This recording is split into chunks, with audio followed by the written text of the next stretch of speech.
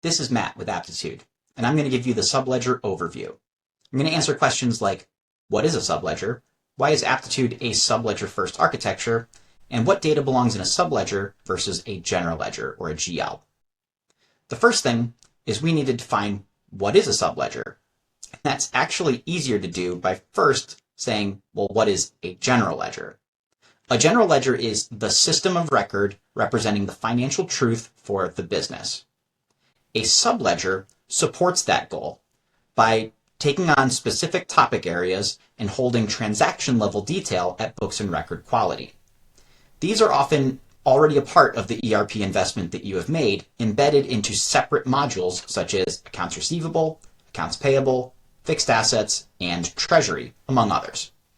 Each of these modules has their own subledger, taking all of the accounting down for the actions that those modules are processing.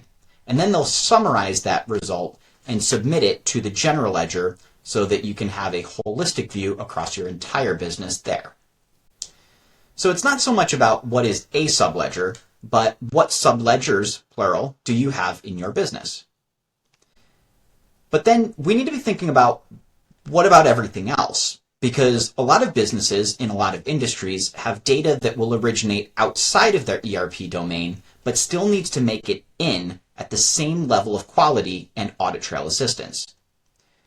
This will be from data like your CRM, contract management systems, billing engines, your investments, and really a lot of other systems depending on your industry.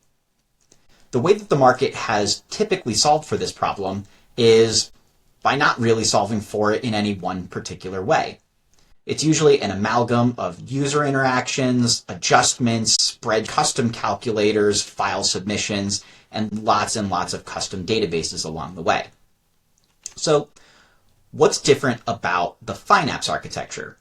Well, we want to solve for this exact problem using a subledger. And this subledger is going to hold transaction level grain and can be processed in near real time. So we can replace all of that mess with one subledger that is basically the same representation as what we saw before. It is transaction level, it is highly responsive, basically near real time, and it is for all of the data that exists outside of that ERP domain. This allows you to do what is referred to as thinning out the GL.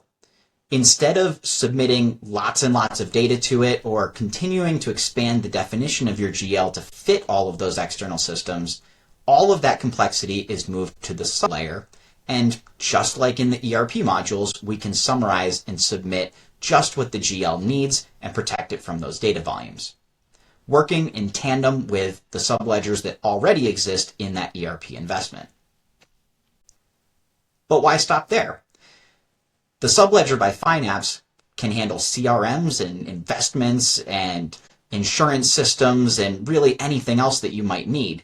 And so there's nothing preventing us from also taking on the scope of accounts receivable, accounts payable, fixed assets, treasury, and all of those other subledgers that you may already have, giving you one holistic view at transaction grain for data that existed outside of the ERP or that you've adopted to take on a best-of-breed solution for invoicing or for expense submissions or anything else in your business.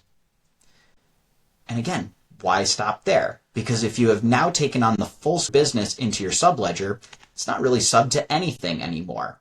We can produce all of the same reports and analytics off of this version of the financial truth and make it so that you no longer have a subledger, but you instead have a super ledger.